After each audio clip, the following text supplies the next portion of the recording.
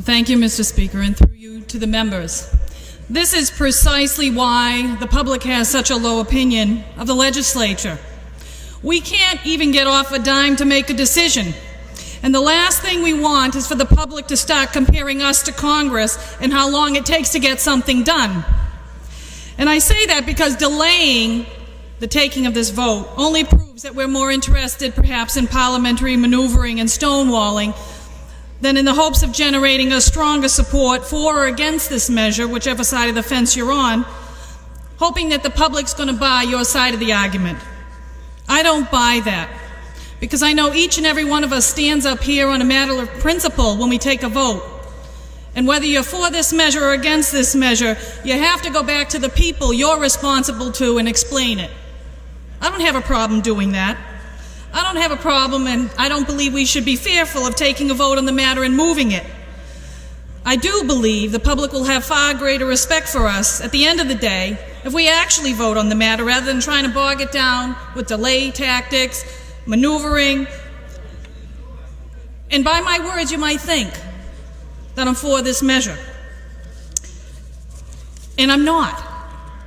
And what's the beauty of being able to get up here, and the reason why, back in 2004, I actually stood in support of this measure was not because of party politics, was not because I believed that we should be doing partisan politics on behalf of people, that somehow Governor Mitt Romney was some big ogre in a closet that I had to be afraid of if he had to make an appointment, or that Governor Patrick somehow can't make that decision, and that I'm strongly opposed to either one of them based on party.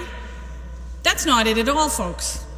I'd like to think that there are some members in this chamber who can get up and vote as a matter of principle. And for me, the principle here today is no different than it was in 2004. And that is the principle of one vote, one person for democracy. I have never been a big believer at all in appointments.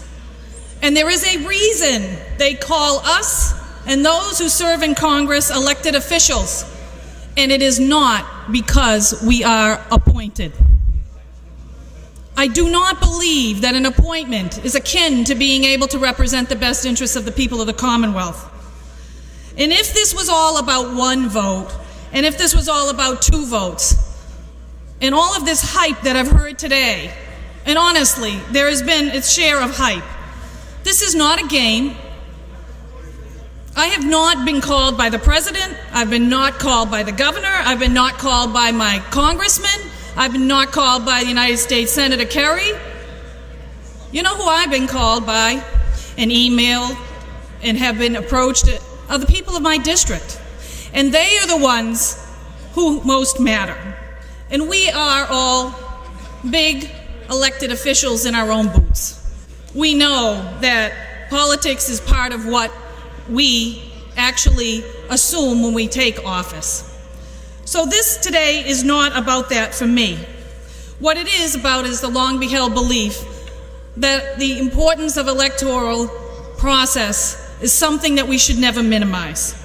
And I've said this in the past about how I was raised in a family in which a guy, my father, left his country because his voice was stripped, his vote was taken away, and it meant the world to him, enough to leave his family behind. And when you grow up at a kitchen table where your parents talk about that and how important that is to each and every person, you realize how important it is even to the people of the Commonwealth. Now, I just want to close by addressing one or two things, because it really bothered me. I heard someone say, why wasn't the president here back in January driving this point home that we should change this in anticipation of a vacancy? And just perhaps if we could pause for a moment of compassion to think that perhaps those people in the highest of offices, the same people who didn't bother to call people like myself, and I'm sure a lot of other people, because I think they respect and understand that we hold principles when we take votes. And I appreciate that. I also appreciate the fact that we might have a president and we might have some people in higher elected office who would look and respect 4 decades of service A man who is facing his largest battle of his life and perhaps holding on to the shred of hope that he would continue to make a difference, that he would continue to hold the hope that perhaps he not only could beat this, but perhaps he could be the person who could continue to serve the people of the Commonwealth.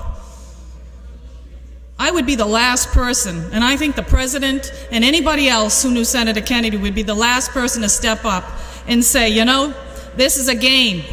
We have to change this because you might not be here. Who the heck would do that? I certainly wouldn't do that to a man who was holding on to hope. So now here we are. Today we're all voting the way I believe that we think is important for the people of the Commonwealth. I'm not going to judge my peers that perhaps somehow they're not holding one shred of principle when they take this vote, because they have to go back. They have to go back to their districts and explain it to the people they serve. I'm okay with that. I know I can do that. I did it in 2004 when I said that I believed in the vote of the people over an appointment process, and I'll do the same thing today. But one of the things I want to do is make it perfectly clear that I think we all hold that very dearly, the principle of how we take a vote.